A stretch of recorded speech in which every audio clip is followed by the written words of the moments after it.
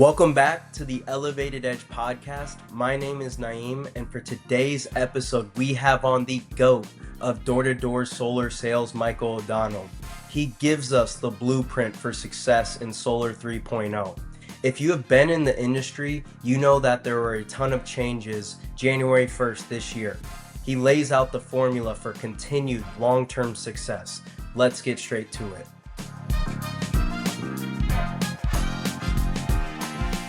Maud, what was the moment in your career where you stopped thinking like a high performer and started thinking like an owner?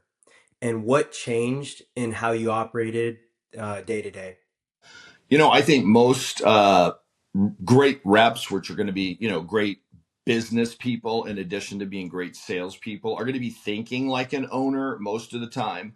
We're also, I think, predisposed, maybe even genetically, to try to climbing corporate ladders. And so, young guys come in and, maybe not even super young, but people come in and they're somehow thinking that they should be starting to climb a ladder, right? And getting a supervisor role and a manager role and a director role and a vice president role. And that may be a good path for someone who truly is passionate about management. That's never been my passion. My passion is about sales and company growth. So in that frame of mind, when you're on the field, you want to be on the field. You want to be a performer. In terms of running a team and leadership, you want to be leading 2 or 3 setters, right? And maybe 1 or 2 closers, and be running a squad. If you do well at that, you're going to be asked to take on bigger roles and bigger roles and bigger roles. And every one of those roles are typically an increase in responsibility, an increase in frustration, and a decrease in pay. Your job becomes to, herd cats and manage people who are making more money than you. And so particularly in solar, you want to stay really focused on being the quarterback on the field, being and even just the running back. If you can just stay the running back, the guy that gets the ball, the recipe, in my book, No Matter What, which the subtitle is The Recipe to a 7-Figure Income in Sales. There's no 7-figure recipe for a leader manager on overrides. Overrides don't pay that, right? So if you want to be making a high 6-figure, 7-figure income, it's going to have to come from you generating your own sales. And for whatever reason, we're all trying to get out of the role and out of the business of knocking on doors. And somehow we think that's a positive. It's not, it's a negative. Knocking on doors is the most valuable thing we do. That's where the money is. Trying to get graduated and promoted beyond that is a massive decrease in pay. So I really try to keep people focused in on that's where the money is. Stay there. Become a leader of a small squad. Recruit a couple setters. The best thing you can do in the recipe to a 7-figure income is to be in 2, 3, 4 presentations every day. Have the training, the kind of training that I do in MOD Sales Academy to be able to close most of them. Be a closer. If you're a great closer and you can set your own appointments and inspire a couple of setters, and then maybe take on one of those setters grows into a closer, and maybe another one does. Now you've got a small squad. That's the optimal money making thing. Converting over to an owner is only benefiting you if you are the owner, right? And as an owner, you're then making a decision to spend your time and prioritize your efforts to grow equity, right? I would say probably most of the companies in the solar industry, you have people that did have pride of ownership of a company, like you do and like I do, right? I would say that's been a low percentage play for people in solar. We've probably had hundreds and hundreds and hundreds of guys come into solar and get their name on the door, get their name underneath the name on the door, and have some ownership. And so they spent the next several years making a fraction of the money trying to grow the value of that business. And for, I would say, a huge majority of companies, especially now in solar, right? We had our big crush gusher, and then we've had, the downside after interest rates. I would say that has not worked out for most people. And instead, what they did is they gave up several years of pushing to make a company valuable, and then gave up a ton of revenue and income to do that. And it was kind of a low percentage play. Having said that, I'm in the midst of that, right? But what I've done is sort of crafted this, this hybrid model where I am a vice president of sales. I am an owner of a $70 million business. Those have lots and lots of responsibilities, but I try to make it so that no matter what, I'm still going to be in, maybe not 3 or 4 a day, but at least 3, 4, 5 presentations a week, right? I may not be knocking 100 doors a day, but I try to be at least knocking 100 doors a week. So that, and I would tell you that most of my income in the last week has come from me setting appointments and me closing appointments, right? That's where the money is. The money's not in overrides. So I don't think that's the answer you were expecting or looking for. Like, try to resist the urge to climb a corporate ladder.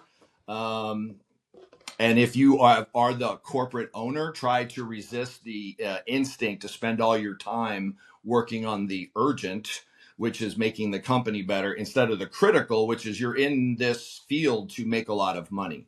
So try to craft a solution where you're still out there like you and I do. We're still on the doors. We're still knocking. We're still closing. You'll find that's where the money comes from. No, I really actually like your take right there. And I think the big thing with it, you kind of mentioned what I call fire groups. And fire groups are, Yeah. normally a team comprised of about six to eight people to where you can really come together and really add value to everyone in that group. And Yeah. obviously in your book, you're saying in 3 to 4 homes a day, Yeah. that is going to be the greatest revenue driver Yeah. where ultimately you can make a solid income, have people around you make a solid income, and really have more kind of hands-on control Mm-hmm. and being able to really, impact the people really close by you. So I think if you're talking about in regards to a sprint, definitely to create the most income, definitely the fastest, probably the best way. Absolutely. Also on the flip side too, like if you're looking at creating real enterprise value, obviously that takes time. And Yeah. knowing in the landscape of solar, that's not really a guarantee because we've seen so many companies, go under or just not hit the Mm-hmm. strides that they're supposed to. So, a lot of companies can drive sales, but I do think that there's a lack of developing leadership. Mm-hmm. So for you, when you're taking like a setter, then they're Yeah. becoming a closer, and Mm-hmm. maybe this closer is now running teams. Like, what are systems or principles that you have used to actually multiply leaders inside of your organization? Yeah, that's a great question, especially the systems part, because I believe in what I just said, that great salespeople should stay in the sales process. My leadership looks like having people who are running teams, right? And in those teams, they are typically they're the number one salesman in that team. And then they've got a number of setters and a number of closers. And it can be a very small squad, it can grow into a large squad, but those are going to be people who sort of self-identify. They're like, I really want, I want to lead a team. I want to lead a team. I don't try to convince great closers to adopt that.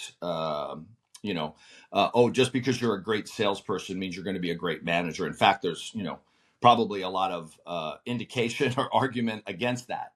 Just because you're a great salesman doesn't mean you will be a great manager, right? A lot of those guys tend to be, almost lone wolves, and they're constantly focused on getting that next deal. They may be kind of on, and this describes me. To be a great salesman, you probably have a pretty big ego. You're probably pretty self-centered. You might even be borderline narcissistic. I have to fight off people wanting to call me narcissistic. I think I'm obsessed with the mission, not myself. But anyway, so a lot of those people who perform really, really well are going to have those qualities. Those might not be the right qualities if you really want somebody who's going to be a good, leader and running a team. You might want to have somebody who's more empathetic, more other centric. And I'll be honest with you, I've not had great experience at trying that out. Why? Because great salespeople are also very ambitious people, and they self-identify as, wanting to lead. And I've had lots of experience with that not going very well. So yeah, I don't know that I'm an expert in that. I'm somebody who's constantly trying to learn about that. I have now been at this almost 11 years, and so I'm now, it's sort of over time. You make more mistakes than you make not mistakes, and so now I have people in positions that I'm pretty happy with. But I'm in the process right now of adding leaders, right? So I'm really thinking about this a lot. I'm adding leaders in different geographies, and so I think that's an important question.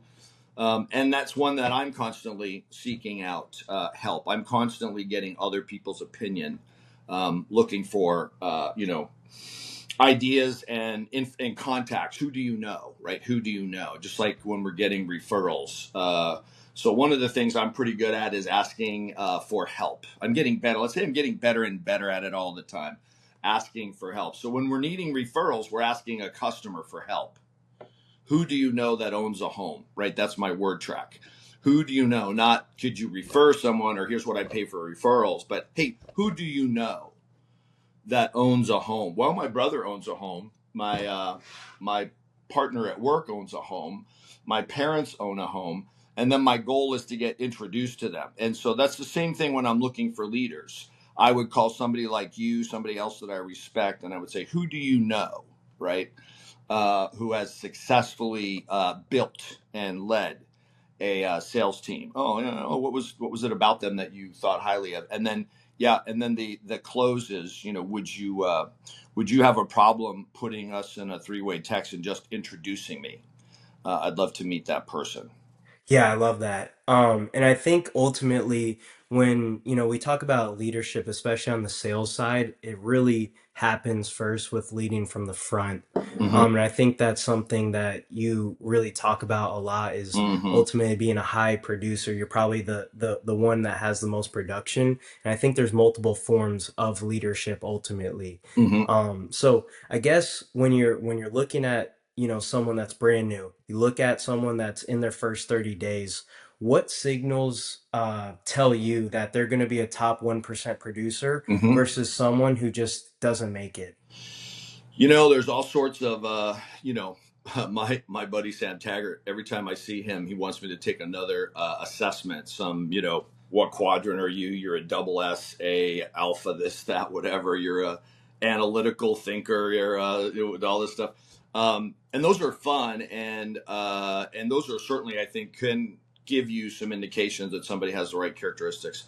But I'm looking for somebody who's hungry, right? I'm really looking for somebody who is sick and tired of putting in a lot of effort and not making a lot of money, right?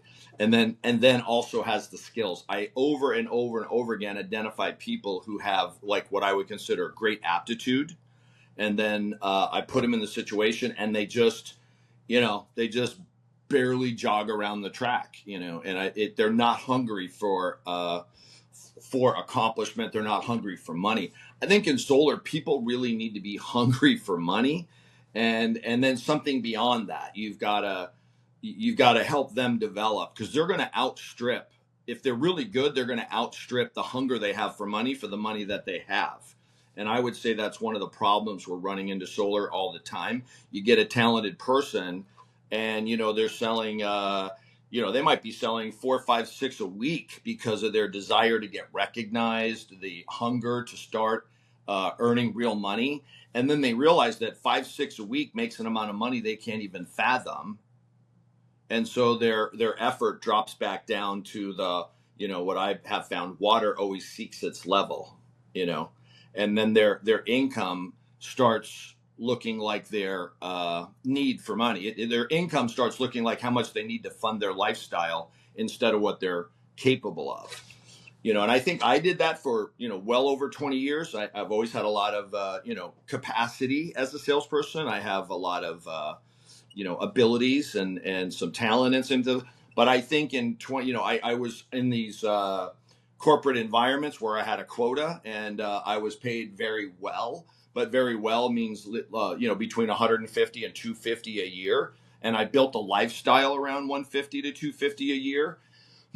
And so that was my water seeks its level. So luckily for me, that was a relatively high floor. I think most people's problems are not that they don't have high goals, it's that they have a low floor.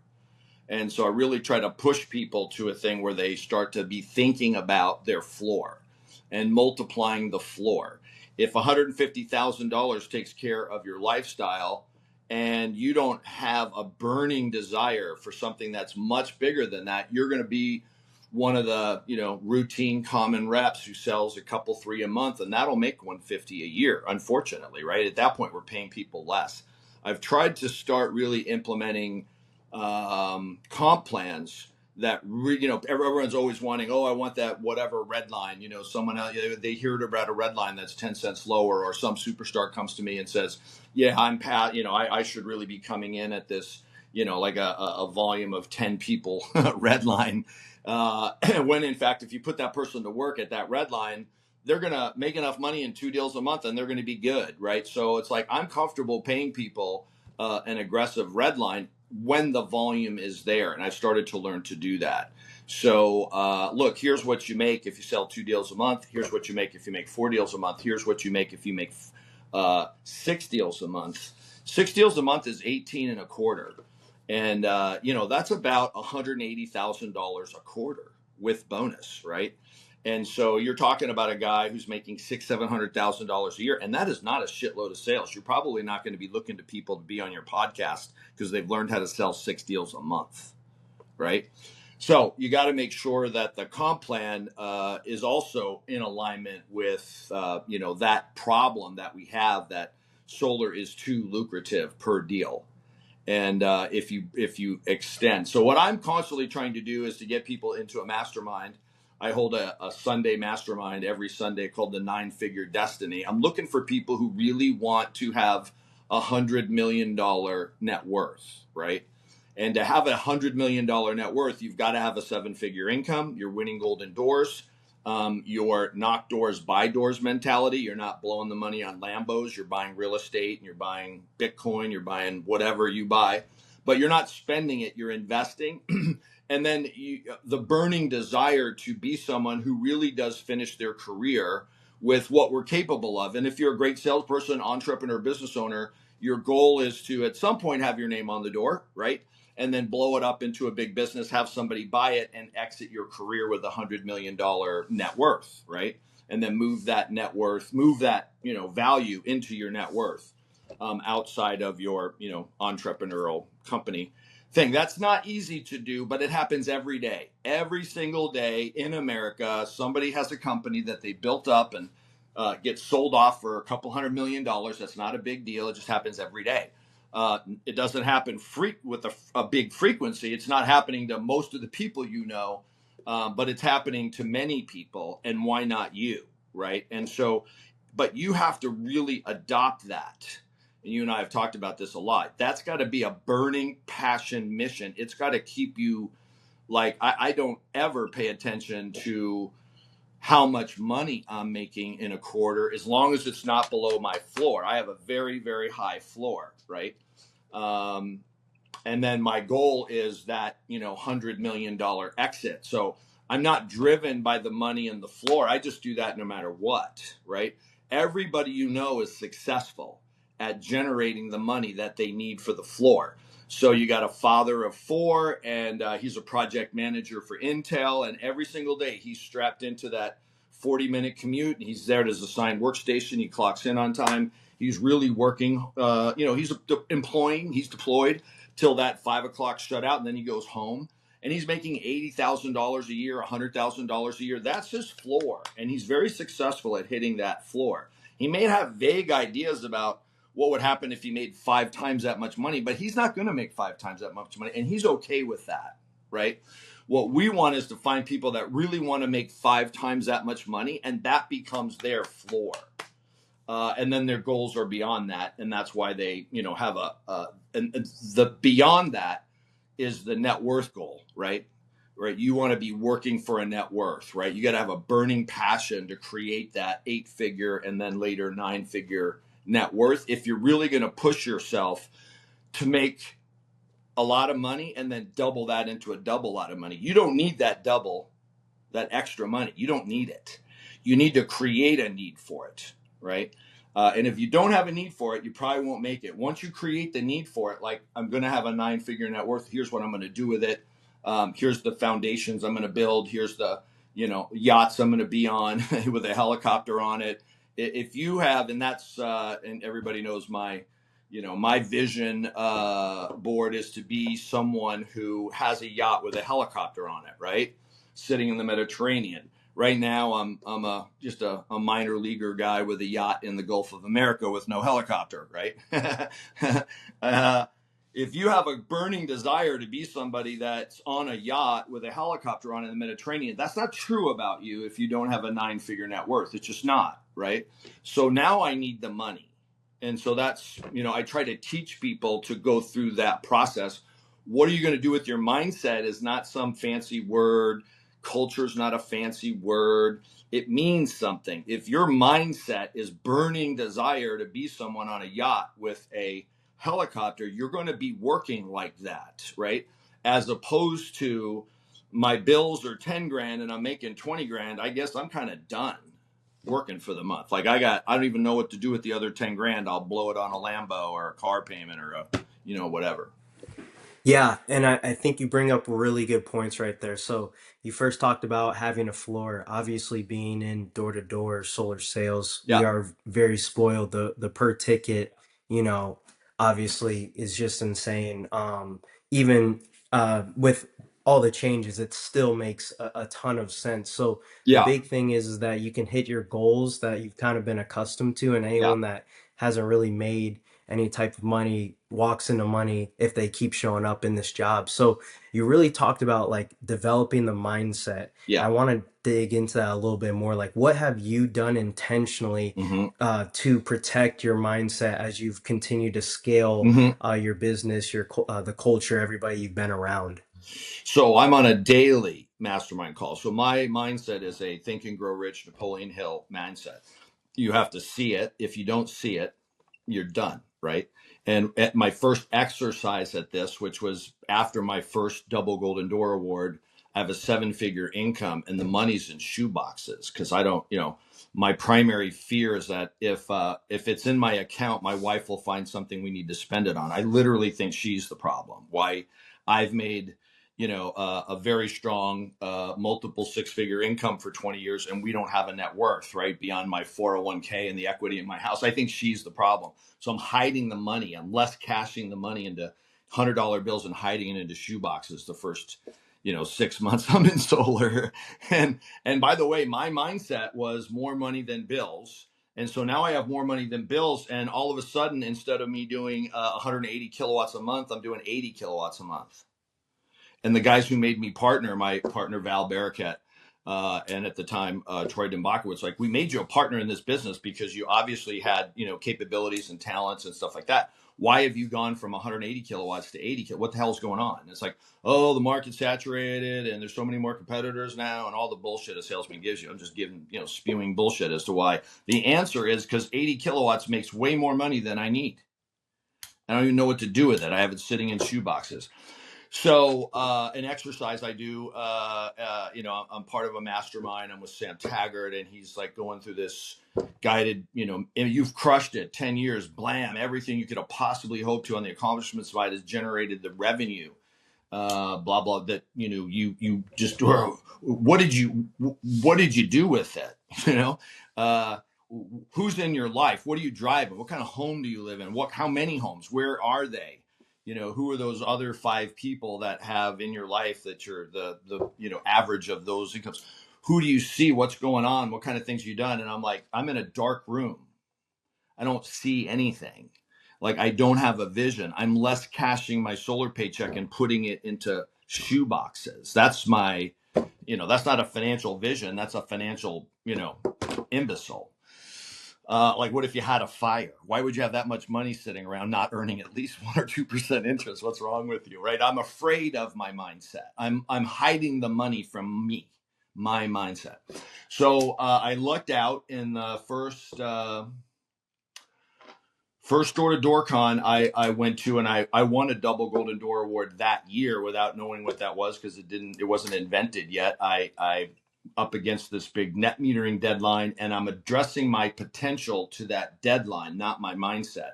And I end up selling 2.5 million watts of solar. I'm, 1 point something million dollars. And I'm afraid that I'm going to be a victim to my own mindset.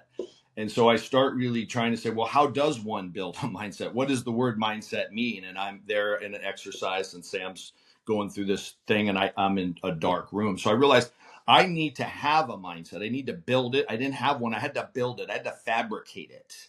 I never really thought of myself as somebody who wanted to be on I didn't have some goal of being on a yacht, but Sam's like, we got to create a vision, right? Like, what would you want? It starts with, and if you read Think and Grow Rich, you're going to learn that it starts with desire.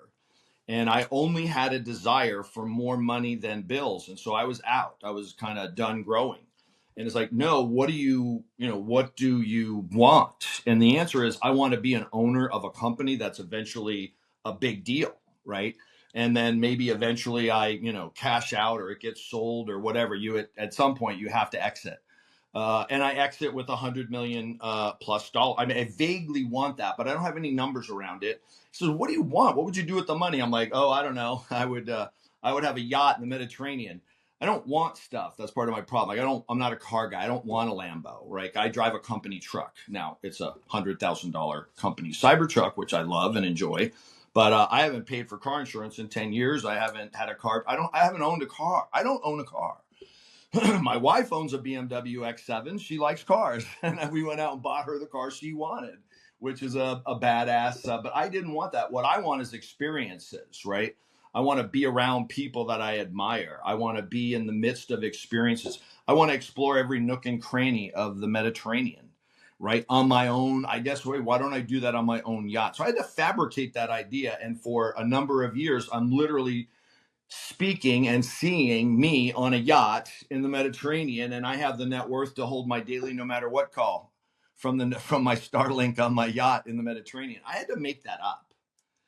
But after making it up and being able to see it, right, I started to believe it, and then I'm working as if I'm in the process of doing that because I believe it, and I'm achieving that, right? So I'm on track to do that, which led to almost, the universe will start taking care of it. If you will deploy yourself 100% of the time and state what you want out of it, that's the contract. You're allowed to, in Think and Grow Rich, it says you set the wage, right? And I set the wage at a menial hire, and I got paid my daily bread, and that's all I made. But I could have set the wage at any mark and just not been willing to take a job that doesn't pay or have the capability to pay that. And I think that's what ends up happening to most people, is they accept a job that covers the floor, and they spend their whole career there, and they peel off 3-4% into a 401k, and they've got their social security, and they do well, they do okay, they got a $1.8 million net worth, and that's good to the equity in their house and their 401k. That's going to pay for them to have a similar lifestyle as they had while they were working, and that's called retirement. And that's what we're born with, and we're taught to have a mindset that we should spend 30 or 40 years working so that we can keep living without working, and that's retirement. If you want more than that, you're going to have to get really, really intentional, really, really specific, and eat that dog food, man. So every single day I'm doing my chief main objective. I do it out loud with my wife. I'm seeing those things that I want. Being a published author. You're not going to become a published author. You're not, that's not going to be something that's true about you unless that's a big chief main objective. And then you do the things like hire the coaches and spend the money, and, you're to do the things that put you in a position to do that. Those things are not going to come true for you. They have to be specific and burning desire level. And you may not have a burning desire for things like that. You're going to have to create that, speak it out loud. Just to kind of add some irony to that. I was with a guy named Skip Kingery when I did that exercise with Sam in 2018. And I don't know. I don't see anything. I don't know what you're talking about. I don't get this idea of a vision. So we chop it up, and he and I workshop it together. I'm like, what would be crazy? I don't know. I live like a rock star on a yacht in the Mediterranean. Okay, well, let's do that. 2 years ago, I'm on a super yacht in the Mediterranean. Me and Sam are hosting a mastermind, a 9-figure mastermind on a yacht in the Mediterranean, and almost had nothing to do with that other than saying, yeah, I guess that does make sense. Okay, let's do it. And that was a trial run to be a baller in the Mediterranean on a baller yacht. And then a year after that, I'm at the Sonova conference.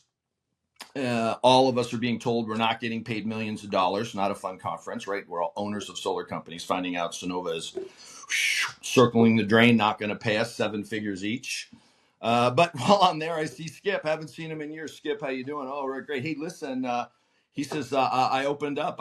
I'm in San Diego, but I opened up an office in Tampa, Florida. I said, that's really weird, man. I opened up an office in Tampa, Florida. That's really crazy. We were never in the same market.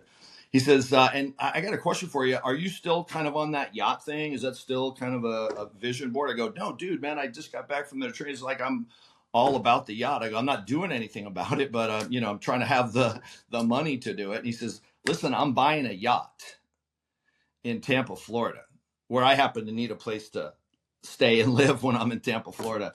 And I need a partner. And I'm like, I guess that's me. I'm your partner. And now I live on a yacht in the Gulf of America when I'm in Tampa, Florida, working, which I'm there a fair amount. So my moral there is be careful what you manifest, because that manifesting shit works. Like shit comes true. Right. And I think if I didn't have the burning desire to be part of a solar company that grows into what I call Solar 3.0 as a platform company, if I didn't have that vision, I think I would have succumbed to the difficulty that was the death of Solar 2.0, that many people experienced as a death, as a business death. I did not. We did not. We're still standing. We're still on our feet. There would have been lots of opportunities to say, you know what, this is just too effing hard, man. Instead, I'm like, I'm not willing to put 8, 9, 10 years into something and then say, it's just too hard. I'm throwing in the towel. I don't need that yacht thing anyway. I'm like, bullshit, man. We're staying on our feet. We're figuring this out. I need the money, man. I need the yacht. So I think it's crucial, absolutely crucial, to develop that mindset, because it may be the only thing that gets you through that moment when everybody else might have thrown in the towel. Yeah, and I think you bring up really something cool. Obviously, Solar 3.0, as you call it, has hit, and really want to see like your projection from the solar space, the door-to-door space over this next 3 to 5 year Yeah. horizon. What do Mm-hmm. you think will ultimately be the big reason why people win or lose? Mm-hmm. Well, I don't think I see it, right?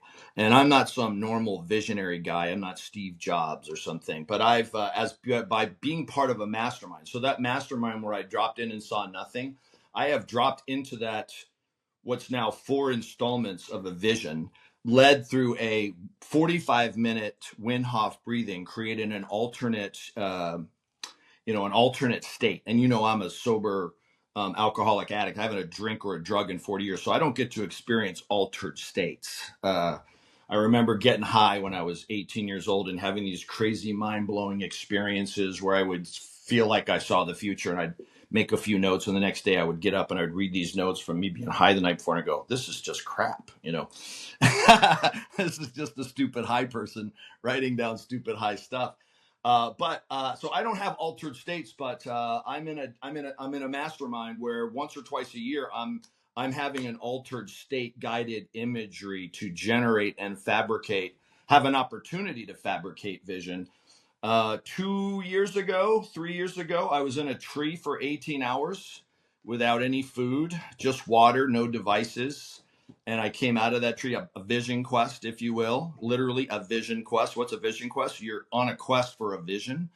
I do this vision quest, and I come down, and D Taggart does a guided, imagery with the 45 minutes of breathing, altered state. I drop into an actual vision, and I see oceans and oceans and oceans of solar panels. I see oceans and oceans of roofs with solar on it. and I see it generating and I get it. All of a sudden I get it. I never got it. We're out there doing something really incredible, which is we're talking people into deploying these devices that generate free energy. Solar energy is stone cold free, right? Solar panels, not free. So why would I not spend the money I'm spending on nothing, some utility bill, to deploy that money to buying an asset, acquiring an asset? If you're, TPO may mean you're not buying the asset, but you're buying the output of that asset. You own and are in control and own the output of this asset. So why would I not acquire an asset where the output is free energy? But in this vision, I see the outcome of the free asset. And this is several years ago. And what I see, and I don't know anything about AI, and at the time I didn't connect it to AI, but I see this free energy proliferating the planet and being plugged into compute that generates the next development in humanity, right? It's that level of vision. Like I'm out of body experience, flying around, over 50,000 foot view and, hang, like I'm elbow to elbow with Elon Musk or something, right? Like I'm seeing like he sees for that moment. And that was intentional. I put myself into a position to, I spent a lot of money to get to Tahiti, be in that fucking tree for 18 hours, to then be in that meditation to see. But all of a sudden I see it and I realize that what we're doing here is it's crucial. It's important. There's a big thing happening right now. Humanity and humankind, and if we believe Elon, we're going over this transom of fear of what happens if we make ourselves unnecessary from a standpoint of tasks. You talk to people about AI, and the next first thing out of their mouth is, "Oh my God, it's going to make me unnecessary. It's going to take my job away." And what I think and I believe is that AI doesn't take our jobs away. It takes the tasks away so that we're then free to do the actual job, the mission. Your job hopefully has a mission. AI is never going to have a mission, but it can do 99% of the tasks associated with that mission. So the 1% of that needs to be done, which is the consciousness, the leadership of the mission, we're still going to be necessary to do that. And we're going to be thousands and thousands of times more efficient, capable, productive, etc., because we can deploy as many, humanoids and as much compute needed to do some really big things. But I see that in this vision, and I realize that we're about to transform into a completely different form of civilization, and that me and you are the soldiers.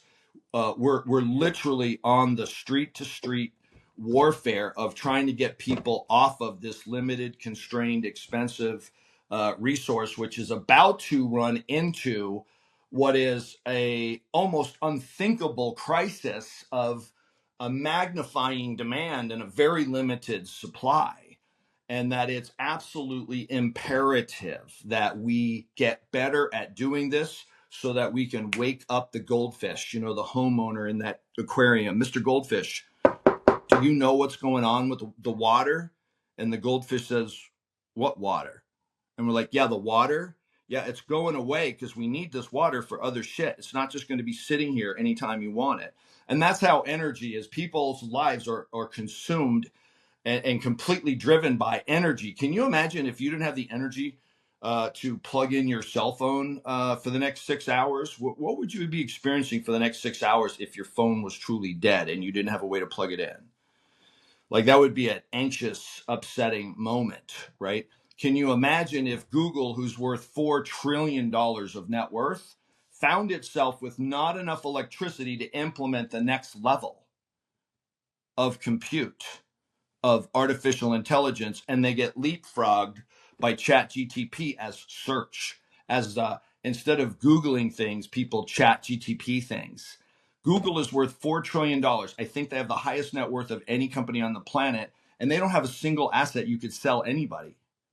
It's just their existence of what they do for the planet that's worth 4 trillion. If ChatGTP leapfrogs over them and all of a sudden people start ChatGTPing things instead of Googling things, what's that $4 trillion go to? What if Google was without the ability to charge that machine up for 3 weeks? What would happen to that $4 trillion? it would go up in smoke, right? And that's why Google spent $4.75 billion in this year to buy power plants, because they've woken up and going, holy shit, we're relying on this grid to deploy the amount of power we need. And by the way, how much power do we need? Holy shit, it's a force magnifier amount of power that we use now. And we're just going to rely on the grid to be there when we need it, or our $4 trillion goes to shit. They're like, we can't do that. So we need to acquire power plants. We need to have them behind the meter. And then we're going to build the demand at the same place where the power is. In other words, we're going to build the data centers at the power plants. We're going to co-locate the demand with the power. And that's what we're trying to talk. Homeowners don't know. They don't know that they don't know the United States of America needs 300% more power than we currently generate in a fraction of an instant. In 7 years, we need to go from 4 trillion kilowatt hours to 12 trillion kilowatt hours. Are you shitting me? There's no way to do that. We don't have we've had 4 trillion kilowatt hours of production and generation and usage for the last 20 years. China's gone from 1 trillion kilowatt hours of production to 10 trillion kilowatt hours of production in that same 20 years. They used to be 1/4 of us in terms of electricity, and now they're 2.5 times us. And worse yet, their construction of power plants is a straight line. It's almost vertical. It's like this. That's how they went from 1/4 of us to 2.5 times us. They're building yet another 4 trillion. If you were to get the usage on the United States, try to build a solar system for it, like we do for homeowners. Hey, what's the usage? It's 20,000 kilowatt hours. The usage for the United States is 4 trillion kilowatt hours, and it's been static for 20 years. Some reason China knows that they should be this, and we've been this, and we're in big, big, big existential trouble because we've just said, I don't know, we've been building solar and unplugging coal. While China's building solar, building coal, building nuclear, building everything they can. They listen to Elon, who says wattage is the future currency of the planet. Money will be measured in watts, not dollars and cents. We're already losing the dollars and cents, right? That's kind of going away. It will be the wattage of a country that will be, instead of gross domestic product, we will look. A data center is based on a 5 gigawatt data center, a 20 gigawatt data center, a 100 gigawatt data center.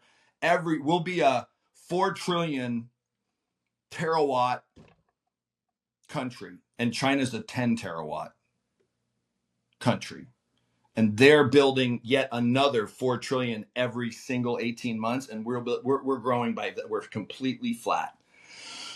So that's a huge problem. So for me, I see this in this vision, like a awake dream, and I see it. I've said several installments since of it, and I keep dropping into it, and I see it, and I see it coming. So I understand my role. I understand that I'm this little tiny soldier in this revolution to do away with how we've done things in the past, and we're going to this new way to do things.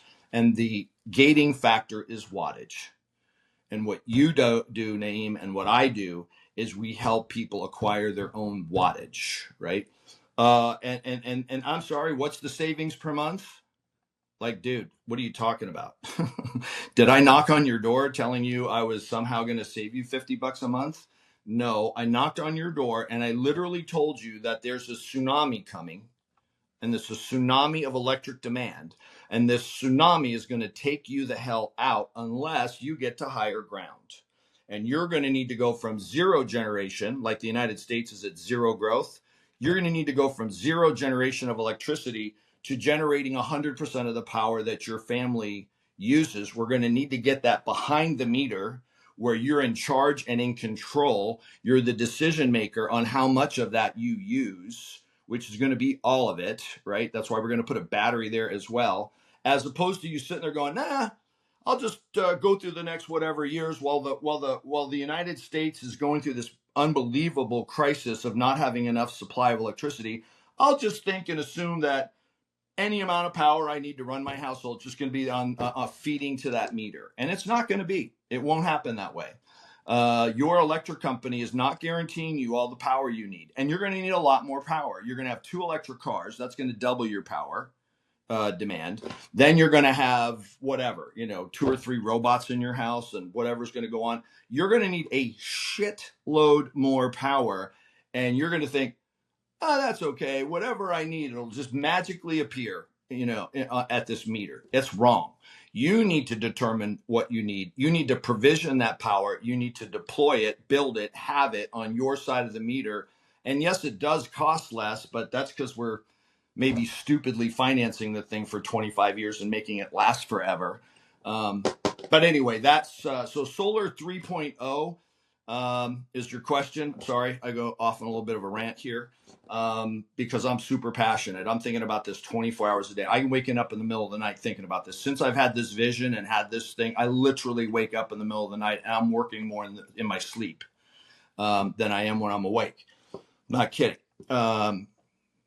Solar 3.0 is the real deal. Solar 2.0 was just a test, right? And Solar 1.0 was Jimmy Carter invents the tax credits, right? And I weirdly and coincidentally just wander into a phone room looking for a setter job. I don't know. I've never heard of solar anything. No one has. And I get a job selling solar, setting for solar water heating salesman, which used to be, tin siding, aluminum siding salesman. And so I'm working in Solar 1.0. I become a closer. I learn how to make more money than I can possibly make in my field of study, which is computer engineering. And it ends. The tax credit ends, and I'm there when Solar 1.0 dies. And I go off into my field of IT, where I spend the next 20 some years doing that. Only to come back in 2015 into the middle of Solar 2.0, which was the tax credit, PV tax credit, which comes into existence in 2005. Solar 2.0 was in existence from exactly 2005 to 2025. It was dead and buried, crispy critter gone on December 31st, 2025. And January 1st of 2026 was the first day of Solar 3.0. And if I had a magic wand and would have been able to wipe out 2/3 of my competitors, I probably would have said yes to that. If I had to go through what I've been through the last 2 years or so to endure what took those guys out of business, I don't know if I would have had the guts to do it. But it didn't. They didn't ask me. It happened. I'm still standing. They're all gone. And now we're going to go from building 3 or 4 million household solar systems, rooftop solar systems in the last 10 years to building 30 or 40 million. We're going to 10x. Solar 3.0 is the real deal. Real companies helping real customers with real products, with real warranties, with truth, with honesty, with integrity, with transparency, with great warranties. We're going to partner with those homeowners to make sure they have the right amount of power for the next 25 years, all of it for nothing, right? That energy is nothing. That free energy is going to embody and power that company, that family to do what they need to do as we go through this massive, revolutionary change in how humanity gets its stuff done. And I think we literally are. We're literally, if this were a war, we're the bullets. We're the bullets. We're not the gun, but we're the bullets. We're literally out providing the bullets for this. These solar systems are going to get people off the grid. They're going to have their own power. They're going to have a battery because the grid's going to be down a shitload in the next 5 to 10 years. All of that is essential. And to be someone who, like, another big company owner was on a stage at SolarCon a year ago this month, and he said, basically, what we do is sell savings. And I got so mad. And basically, the reason and the problem with the solar industry is you guys. And he points to 1,500 salespeople. I don't know. This guy did not take the Win Friends and Influence People class. You guys are the problem. The problem with solar is solar guys thinking they need to make 5, 8, 10 grand a deal. Otherwise, we could sell solar for $2 a watt. We've had more people adopting it, and the world would be better off. And I took the stage. I stood at that same spot. 24 hours later, I was hopping mad. I torn my speech up, threw it away, started over, and I said, basically, If you're the CEO of a solar company and you think what we do is sell savings, you're going to be out of business a year from today. And somebody was up on that stage declaring themselves to be a prophet. I was the one who was prophetic, which is if you think we're in the business of selling savings and you think salespeople making a good living is the problem, go F yourself. You're wrong, and you got no business being the CEO of a company. You want to do well in solar? Find Naeem and go to work for Naeem. He's him and his partner run a solar company. You need to find yourself a CEO who knows how to run a solar company ethically, correctly, with the pure burning focus of helping the customer get exactly what they pay for. What I said in that speech is, solar salespeople are not the problem, right? They don't have any power. They don't have any position. They don't have any capital. They don't have any decision making. They're just given a presentation and they go knock doors and go, hey, solar's cheaper. Yeah, dumbass. No one should be buying solar because it's cheaper. They should be going solar because it's existential for your family to have provision, the power it needs to get through this, this time that we're coming through. And if you think that's what we're selling, you're just wrong. And by the way, if you think salespeople make too much money, which he uttered out of his mouth in the next sentence, the only reason we keep you guys around is because we've tried retail, we've tried infomercials, we've tried direct to consumer, we've tried everything to fucking cut you guys out, and none of it worked because all of it costs more than paying you guys 30, 40 cents a watt or whatever to go and knock a door. And why? Because nobody wakes up one day and says, honey, you know what? I think we're going to the solar dealership today. You know what, honey? I saw this infomercial on TV yesterday. We need to get those solar guys over here. No one does that. And so we're essential. We are the cost of goods, Naeem. You and me, we're the cost of goods. Because without us, the goods don't end up on the roof. And so it's essential to do that. And by the way, the damn price was on page 1 of the proposal. It was on page 1 of the contract. The customer loved the price. How much was it? It was less than they were paying the utility, right? That's our whole business model. We finance it over 25 years so that the payment is less than what they're paying now. And I don't care what market you're in. In California, it's $100 less. Everyone wants to go to California so they can sell shit and go, $100 a month, I'm saving you, it's cheaper. I think these people want $100 a month. I got news for you. If you really are a baller and you got a baller house, I live in a nice house. If you knocked on my door and you said, hey, I can save you $100 a month, I'd be like, I don't even know why you'd have a meeting to save $100 a month. I don't have time for that. Like, that doesn't move my needle in any way, shape, or form.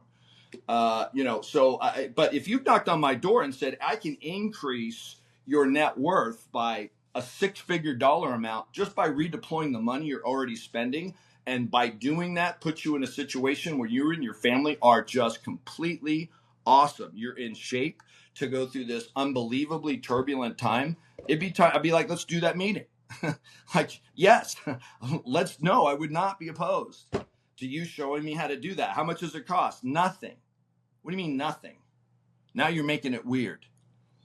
How much does it cost per month? Less than you're spending now. Well, how much less? Now you're making it weird.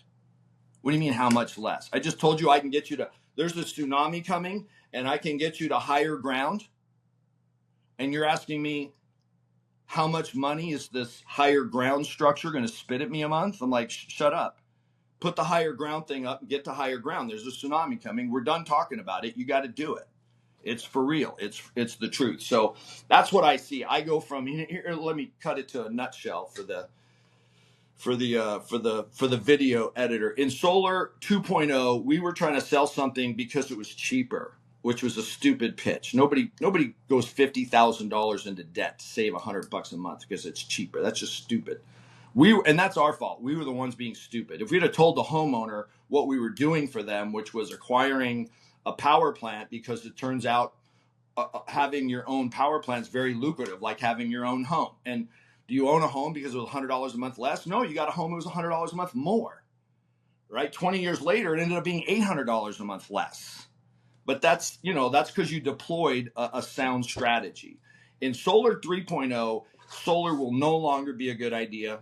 It won't be a novel idea like it was in Solar 1.0. It won't be a good idea. Solar 3.0, it's essential. It's needed. It's necessary. 5 years from now, you would no more think of owning a home in Arizona, without solar than you would to say own a home without air conditioning. You'd be like, well, I own a home, so of course I have a power plant. Like, what are you thinking? So that's what I see. That's what's coming. And thank God you and I are still standing, because they're going to need us to be about 100 times bigger than we are just to meet the demand of what's coming at us from a homeowner's perspective. Yeah, I really like what you But had to say don't there. tell anybody. Don't tell anybody, because all these people that ran away to go sell death insurance will be running back. To keep this quiet, just between you and me. Yeah, I got you. We'll keep it a secret. So first thing, in regards to SolarCon, 2025 last year, I do remember seeing that just in person and kind of being dumbfounded regarding it. And then they were asking the sharks the questions about like what is the actual acquisition Yeah, cost of like what sales reps compensation can be. And yeah, honestly, the sharks were like in agreement of yeah. what sales reps are getting paid for, considering they're going door to door, being the ones that have to be experts, actually communicating, taking care of, and finding the Yeah. business. So it was really interesting. And then obviously the whole debacle of them not making the payment, but I don't know if that is true or not, but it's neither here nor there. But big thing. Yeah, they bribed Jake Hess. They wanted the main speaker slot, and then they wanted to be the ones interviewing the Sharks. And they said, "Well, we're gonna sponsor the whole thing for $1 million, so everyone can come to SolarCon for free. We're gonna be the big deal." I'm kind of joking. Oh, it's really Freedom Con instead of SolarCon, whatever. And then yeah, Brett Bushy has the main stage on the main day right before the Sharks, and then his team is interviewing the Sharks. Stupidest interview I've ever seen in my life. So basically, Sharks, don't you agree with my CEO who just spoke that salespeople are the problem with solar? All the money they make per deal. Don't you agree with him that they're really the problem with solar? And they're like, you know, you got Monty and Mr. Wonder. They're like, we don't know your numbers, man. We know solar, think it's a good thing. Love and trip. We don't know your numbers, so we really can't address it. So he asked the same question a second time in a different words, and they go, "Yeah, really, we don't think so, because I don't know. Like, we don't know your numbers, but like, we're all about individual entrepreneurs making a shitload of money. It just sounds like a great vehicle for that, and you're helping people at the same time. We can't address that question. That's you guys' industry." He asked it a third time, and Mr. Wonderful loses his shit, and he says, "I have solar." And I wouldn't have solar except some guy knocked on my door and somehow got me to sit for an appointment. And I look at the numbers, and he says, would you look at the numbers? I look at the numbers, guys. The numbers don't make sense to not do it. He's like, how, now that I know these numbers, how do I not go solar? It doesn't make sense to not do it. And he says, you're a great salesman. I'm going to do it. I'll have my people call your people, and we'll get this thing going, blah, blah, blah, blah, blah. And the salesman says, yeah, no, I'm going to need you to sign this here and here and here and here, or you're going to run into these problems. I don't know. The guy gets me to sign the damn thing. Next thing you know, I have solar. I have solar. It's on my house. It's working like he said it. He says, I don't know what you paid that guy, but it sure as hell wasn't too much. And I'm going, bingo. Yeah, that was pretty disgusting to see that display. And then, by the way, as you said, I don't talk about this. I try not to get involved in controversies in the industry. I got too much to do. But really pissed me off that he, said, I'll pay for everybody to come to SolarCon. So Jake didn't charge anybody at the door, gave them their money back, and then he didn't pay him the $1 million. That's the most despicable thing I've ever seen ever happen in the history of business. To get there, buy the stage, and then stiff the check is, I don't know. That's just mind-numbingly bad. And now we've lost SolarCon, we've lost Jake Hess, and it's specifically due to that. And it's a shame. It's a crime, and I'm pissed off. Yeah, and yeah, Jake Hess has done a lot for Golden, so honestly, it really hurt. But big thing that I Mm-hmm. take away from Mm-hmm. what you had. I think Jake introduced me. I think Jake introduced us. Jake is the one who introduced us. So yeah, he's did a lot for solar. He did a lot for people, and he went through a rough patch and ended up. He made some mistakes. Clearly made some mistakes. And somehow because of that debacle, he gets kind of run out of solar, and it's a loss for the solar industry. He was a big single-handedly created SolarCon with him and Joe, and turned us into just this very admirable substantial, cohesive, industry. It was that coming together that really turned us into an industry, and to have that, have that just slaughtered is it's something that has cost us all a great amount and cost us a great deal. Yeah, so really want to dive into it because obviously your conviction and just general understanding of like the macro level, I think is so important. And when you're talking to sales reps that are listening in or are really trying to understand the opportunity, ultimately you call this a soldier, aka we are Paul Revere at your doorstep. Yeah, Obviously, we're not riding horseback. The British used to be coming, but actually the British are here right now on your street. yeah. And the big thing is, Mr. Homeowner, is you don't have another option for power. And I don't think you plan on going Amish. So the big thing that I love from you is the conviction regarding them needing a personal power plant. Because ultimately, a personal power plant, they're going to have batteries, an electric generator that's going to kick on while all their neighbors lose power. Obviously, solar is the source that charges that, and now they're grid independent. People don't go solar just to go solar. They do it because of grid independence and Hmm. understanding that ultimately they're Hmm. putting it back into their home and to their situation. So I think when you really break that down, there's a ton of conviction seeing that, and then people really being able to articulate that. That's where the mastery of sales comes Yeah. from, because obviously when you understand all that, it needs to be broken down faster Hmm. for your average consumer to really understand. Well, I can't tell you, my chest is just swelling and bursting with joy to hear you, the leader of a great solar company, espousing the real reasons people are going solar. That our value is to be that Paul Revere, on a doorstep, and to be, But that line, what was that line that you just gave? My line, they knock on the door and they go, "Oh, we're not interested in solar." My line is like, "Oh yeah, we got you down as not interested. We've talked to you before. We're one of the 20 people that knocked on your door. You told us you're not interested. That's not why I'm here.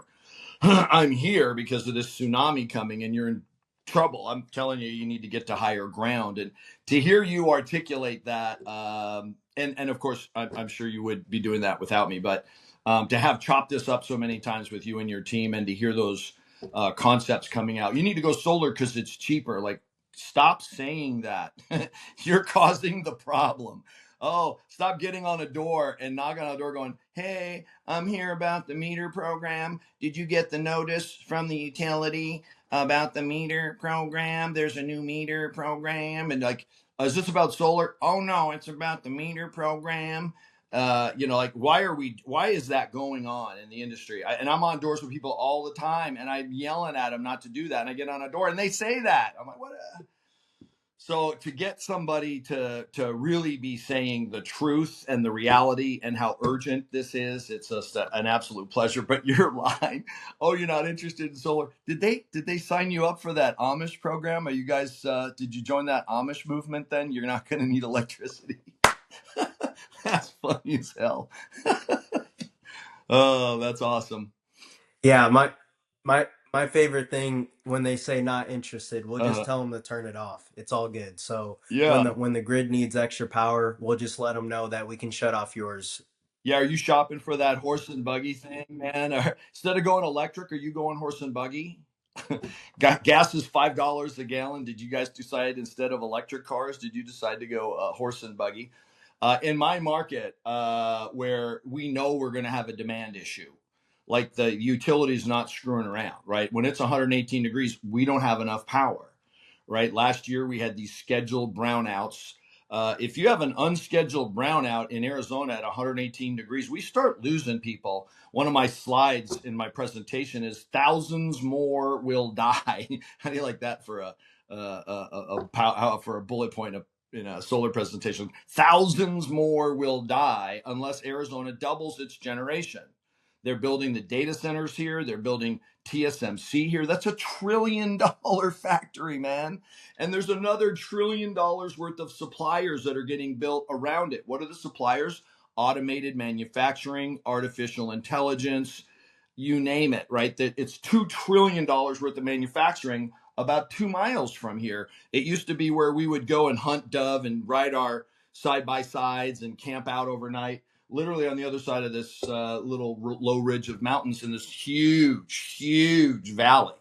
And we've been watching this thing go up for years and years, 17 cranes. And they said, okay, module 1 is done, 8 more modules to go. Right. And so thousands more will die unless Arizona figures out a way to have twice as much electricity.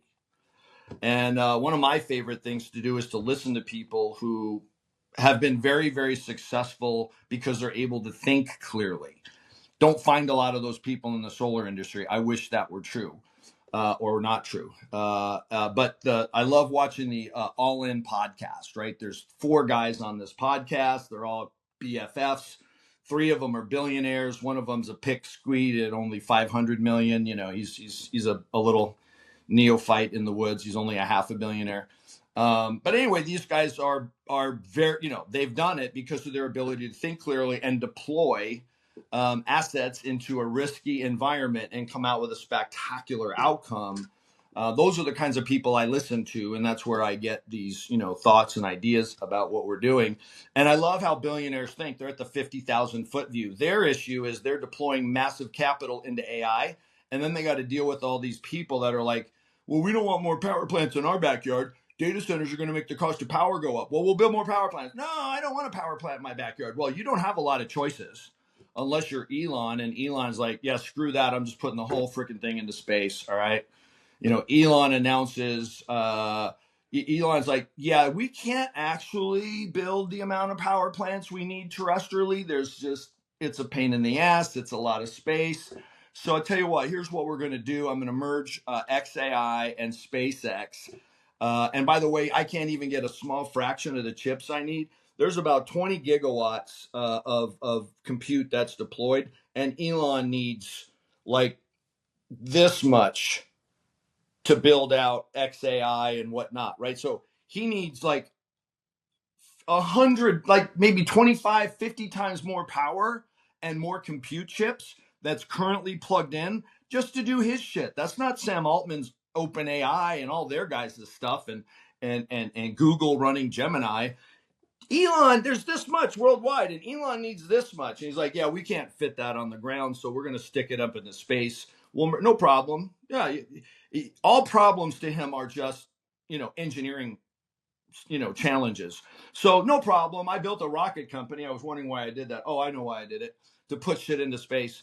So we need to deploy an unfathomable amount of payload into space. So I'm going to merge SpaceX and XAI and we're going to build a fab, terafab. So he announced this 2 weekends ago.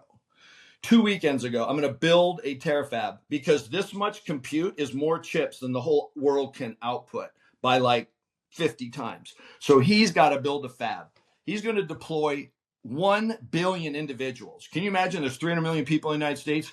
He is building a fab and a thing to deploy and get shit into space, build the data centers in space, all powered by solar with power plant, solar power panels that are normal to the sun 24 hours a day. They'll get 5 times the generation from one, 500 watt panel. And he says, no problem. We'll just put it all into space. And so I'll merge the rocket company and the artificial intelligence company. We'll just build our own terafab. We'll employ 1 billion individuals. By the way, those are 1 billion, not humans.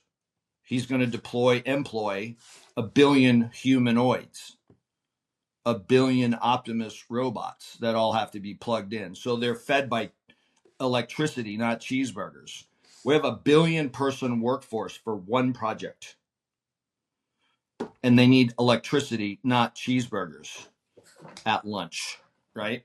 And to blow your mind, and it's like, yeah, Elon's like, it doesn't even fit on the ground. And everybody else is like, oh, yeah, I'm good. You knock on the door and the homeowner goes, we're good.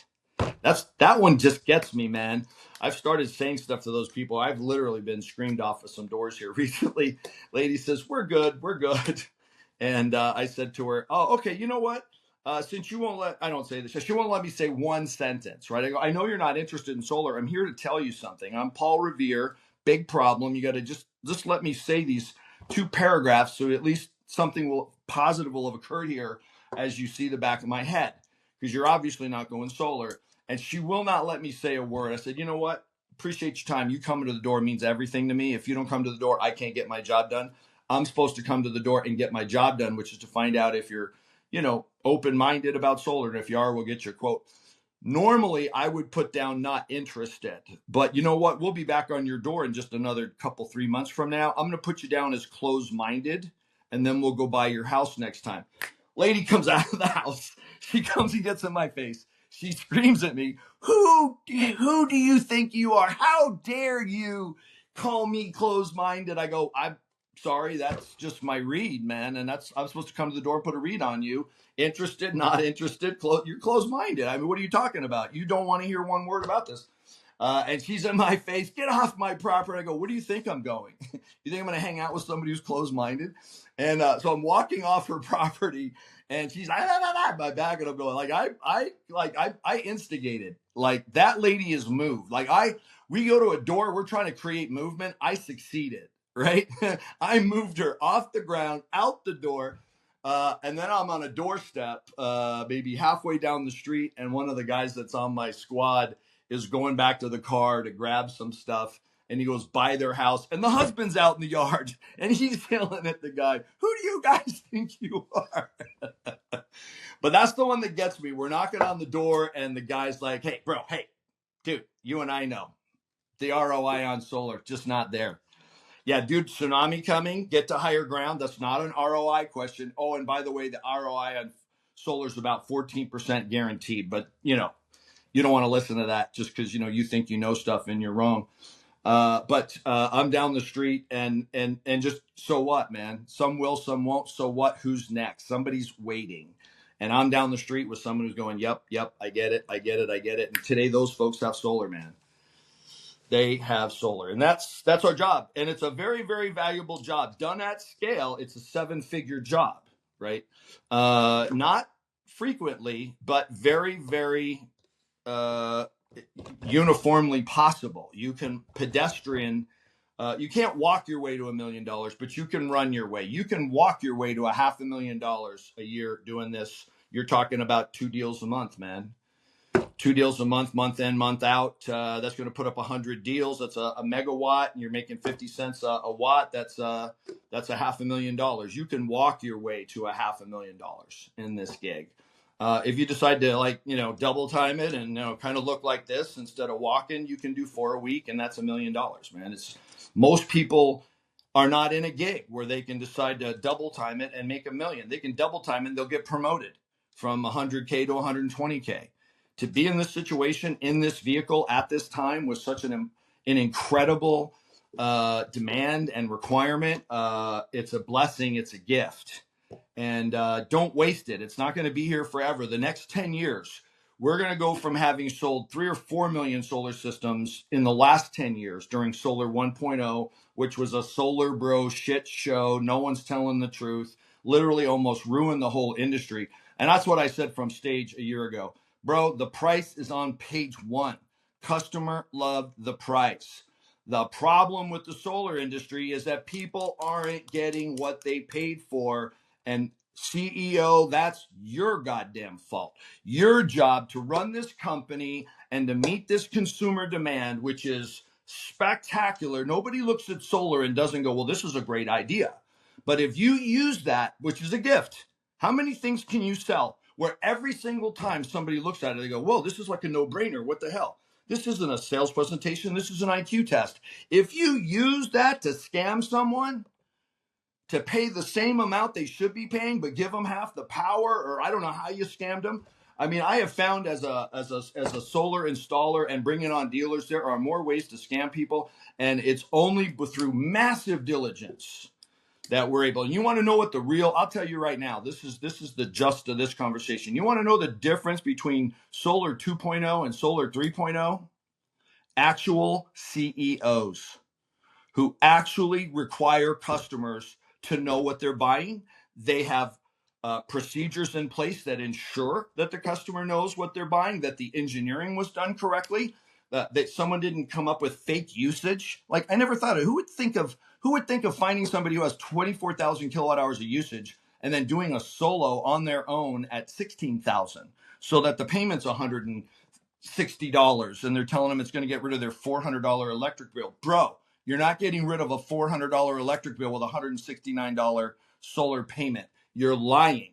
So, and it ain't the guy who was shown how to lie by some other stupid sales guy. He doesn't even know he's lying. He's just doing what the guy who recruited him showed him how to do. It's the CEO's job, and the CEOs didn't do it, and now it's been taken out of their hands. And now it's the lenders. They're the ones who end up with these pissed off customers for 25 years who were lied to. And now LightReach is shutting people down left, right, center.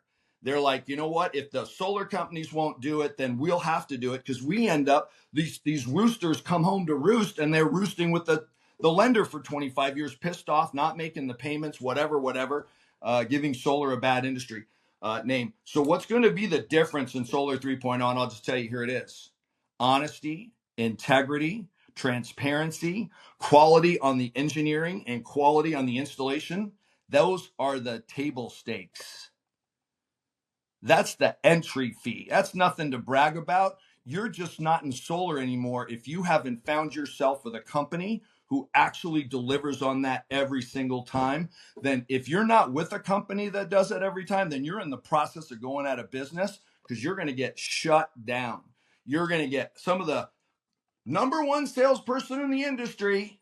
I think I've sold a lot more solar than several people that claim to be the number one salesperson in the industry. But anyway, they are now banned, blackballed, and gone, right? Because if you can't sell there's only a couple real finance companies left. If you're banned from one and they blackball you with the others, you're done in solar, pal. And why are we letting these companies just like a locust go through this terrain of bad deals and bad solar, and then it catches up, and all they do is change their cellular phone number and move to another solar company and just keep blitzing and going to new places and new places and new placing? There's just a scourge on the earth. They're just a roving band of locusts leaving these blotted, blighted patches of consumers that have been screwed, and attorney generals trying to figure out what to do with it. Solar 3.0 is going to be the hallmark. Great companies delivering a great product that's been engineered. By the way, I believe that if you're selling an engineered solution, there should be a damn engineer somewhere in the process, giving some, knucklehead who's been in solar for 6 weeks some sort of AI tool and pretend he's now a solar engineer. I don't believe that. Like, if you want to do this to a national electric code and local code and then figure out how to optimally place these solar panels, you better have a damn engineer somewhere in the process, hopefully generating that design, if not checking it right after, and then making sure the customer knows what it will do and what it won't do. Because it's been said orally, it's in writing, it's been validated, it's on a recording. We're going to have to do so much stupid shit now to make up for all the people who've just been stupid doing it bad. Now we're got to be on validation calls and recorded calls. You shouldn't have to do that to make sure someone tells the truth, but we do it. I welcome it. And that's it's already gotten rid of, half the guys that used to do this. They're now creating a scourge in death insurance, and good luck to them. Yeah, obviously the bad eggs are pretty much no longer. Obviously, with the regulation coming down, it's not only just probably from the finance companies. You got to look at the insurance that was backing a lot of that with the Yep. amount of claims of fraud or whatever Yep. has obviously just, as a whole.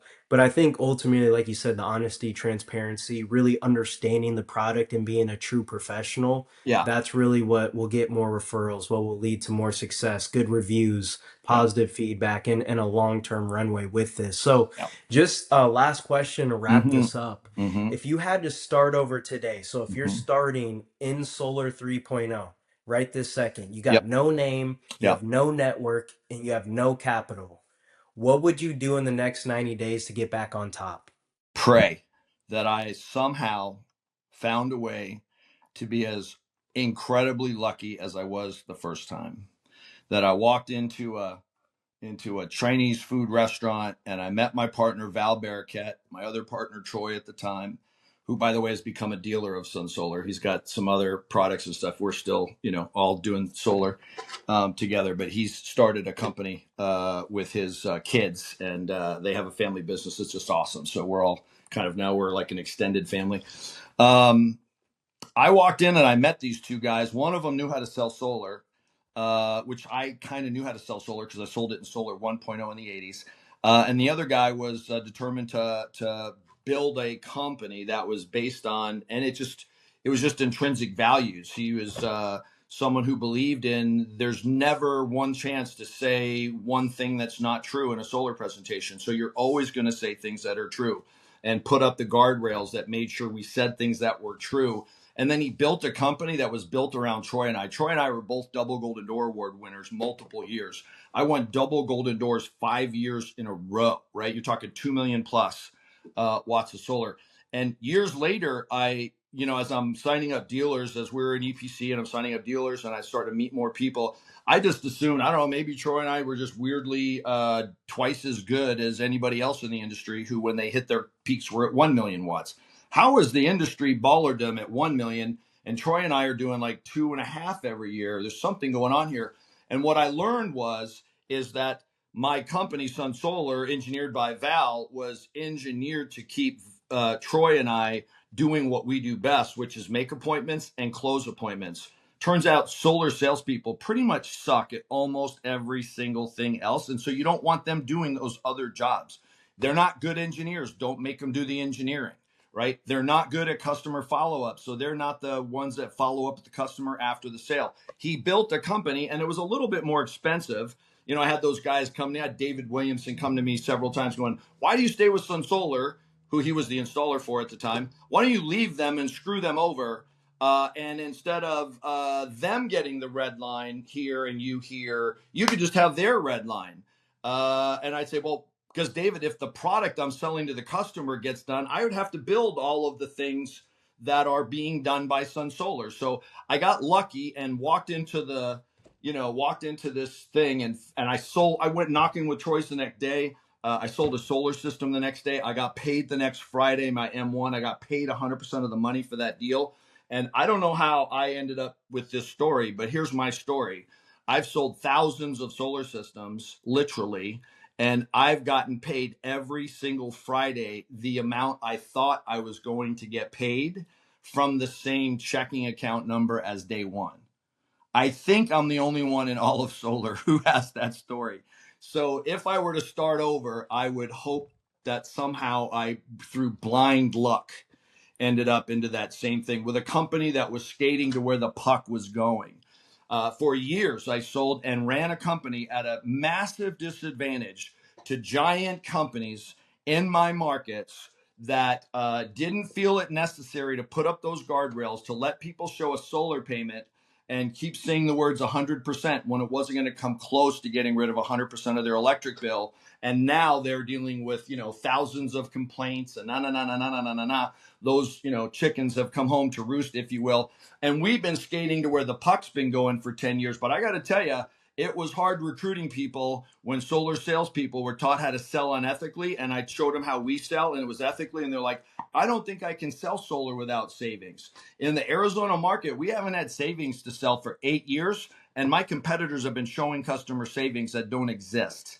And now we're all on the same page. We all have to show the truth. We all have to be able to sell solar, which is intrinsically valuable. If I tell you this whole thing is awesome and I say to you, how much does it cost? And somehow it has to cost less day one than I'm already paying, I'm saying solar's worthless unless somehow it spits $50 a month at you. It's not true. Solar is unbelievably valuable. And in my market, it doesn't save $50 a month. And so you got to be able to look a customer in the eye and say that. And I tell you what, if you give a salesperson some latitude to wander off into the gray area and kind of pretend that it's going to save them $100 a month, Fugazi numbers, whatever, blah, blah, blah, blah, blah. If you let a salesperson do that, they're going to find themselves over in those weeds. It's not their job to put up the guardrails. That's the job of a CEO. So if I were new, I would find me a great CEO and go to work just doing what solar does. It's valuable. It's compelling. It sells most of the time.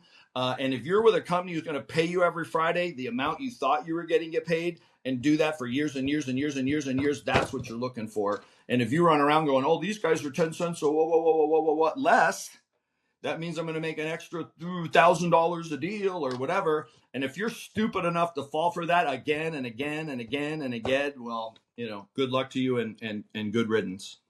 Yeah, no, I agree with you. It's not always just about like the red line. It's about the actual opportunity, the people that are in the actual leadership of steering the ship and understanding what type of value they add to you for your sales career. So really, I just want to say thank you very much for coming on. We spent a good hour and a half dropping some nuggets.